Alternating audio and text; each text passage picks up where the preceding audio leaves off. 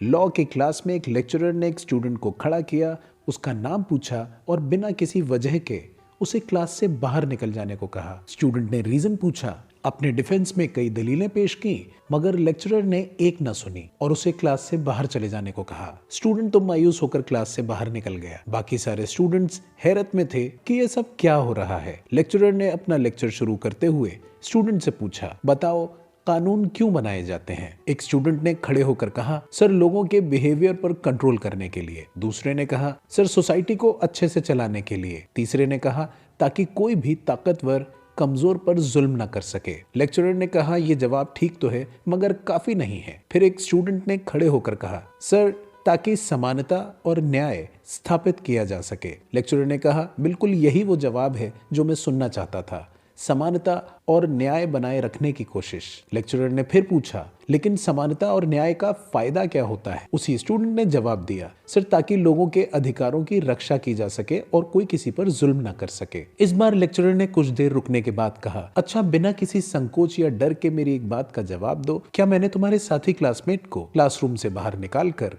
कोई जुल्म या अन्याय किया है? सारे स्टूडेंट्स ने एक ही जवाब दिया, जी हाँ सर, आपने अन्याय किया है। इस पर लेक्चरर ने गुस्से में ऊंची आवाज में कहा, ठीक है जुल्म हुआ है, फिर तुम सब खामोश क्यों बैठे रहे? क्या फायदा ऐसे कानून का जिसको अमल में लाने के लिए किसी के अंदर हिम्मत और जुर्रत ही ना हो? जब तुम्हारे क्लासमेट के साथ अन्याय या जुल्म हो रहा था और तुम सब उस पर खामोश बैठे थे, उसका बस एक ही मतलब था कि तुम सब अपनी इंसानियत खो बैठे थे।